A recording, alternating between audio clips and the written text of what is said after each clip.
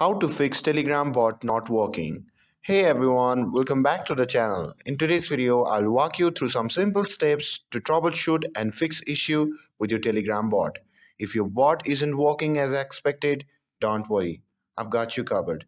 So without further ado, let's get started. So first thing first, open the Telegram app on your device. Once you are inside, simply tap on the three dash icon shown on the top left corner. From there, simply tap Settings and you will be prompted to the Settings section.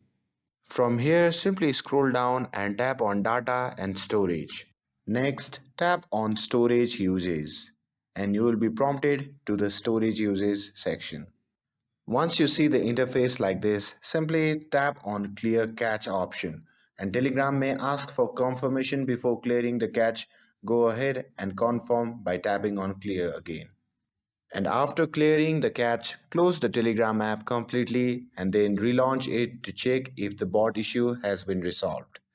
Clearing the cache is a quick and effective way to fix many issues with Telegram, including bots not working correctly. And that's it. I hope you found this video helpful. If you found this video helpful, don't forget to like, share, and subscribe to get updated for more videos. Thanks for watching, and I'll see you in the next video.